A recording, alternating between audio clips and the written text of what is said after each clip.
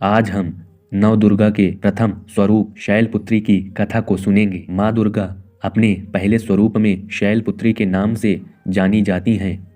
पर्वतराज हिमालय के वहाँ पुत्री के रूप में उत्पन्न होने के कारण इनका यह शैलपुत्री नाम पड़ा था। वृषभ स्थिता इन माताजी के दाहिने हाथ में त्रिशूल और बाएं हाथ में कमल पुष्प सुशोभित है।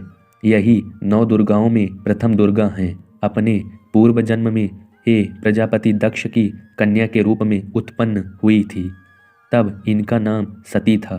इनका विवाह भगवान शंकर जी से हुआ था। एक बार प्रजापति दक्ष ने एक बहुत बड़ा यज्ञ किया। इसमें उन्होंने सारे देवताओं को अपना अपना यज्ञ भाग प्राप्त करने के लिए निमंत्रित किया, किंतु शंकर जी को उन्होंने इस यज्ञ में निमंत्रित नहीं किया। सती ने जब सुना कि हमारे पिता एक अत्यंत विशाल यज्ञ का अनुष्ठान कर रहे हैं, तब वहां जाने के लिए उनका मन विकल हो उठा। अपनी यह इच्छा उन्होंने शंकर जी को बताई। सारी बातों पर विचार करने के बाद उन्होंने अर्थात शंकर जी ने कहा, प्रजापति दक्ष किसी कारणवश हमसे रुष्ट हैं।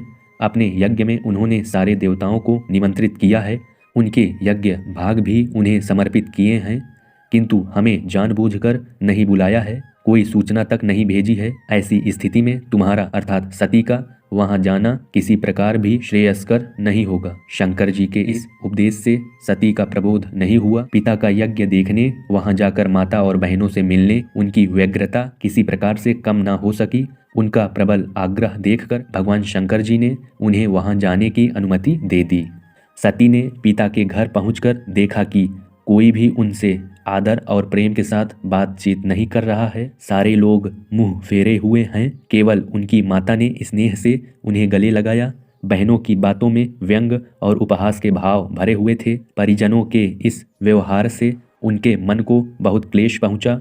उन्होंने अर्थात माता सती ने यह भी देखा कि वहां चतुर्दिक भगवान शंकर जी के प्रति तिरस्कार का भाव भरा हुआ है। दक्ष ने उनके प्रति कुछ अपमानजनक वचन भी कहे। यह सब देखकर सती का हृदय क्षोभ, ग्लानि और क्रोध से संतप्त हो उठा। उन्होंने सोचा, भगवान शंकर जी की बात ना मान यहाँ आकर मैंने बहुत बड़ी गलती की है। वह अपने पति भगवान शंकर के इस अपमान को सह न सकी। उन्होंने अपने उस रूप को तत्क्षण वहीं योगाग्नि द्वारा जलाकर भस्म कर दिया। वज्रपात के समान इस दारुण दुखद घटना को सुनकर शंकर जी ने क्रुद्ध हो अपने गणों को भेजकर दक्ष के यज्ञ का पूर्णतः विध्वंस करा दिया। सती ने योगाग्नि द्वारा अपने शरीर को भस्म कर अगले जन्म में शैलराज हिमालय की पुत्री के रूप में जन्म लिया। इस प्रकार वह शैलपुत्री नाम से विख्यात हुई। पार्वती, हेमवती भी उन्हीं के नाम हैं। उपनिषद की एक कथा के अनुसार इन्होंने हेमवती स्वरूप से देवताओं का गर्व भंजन किया था। शैलपुत्री देवी का विवाह भी शंकर जी से हुआ। पूर्व जन्म की भांति इस जन्म में भी वह शिव जी की अर्धांगिनी बनी। नौ दुर्गाओं में प्रथम शैलपुत्री दुर्गा का महत्व और शक्तियां अनंत हैं। नवरात्र पूजन में प्रथम दिवस इन्हीं की पूजा और उपासना की जाती है। इस प्रथम दिन की उपासना में योगी अपने मन को मूलाधार चक्र में स्थित करते हैं। यहीं से उनकी योग साधना का आरंभ होता है।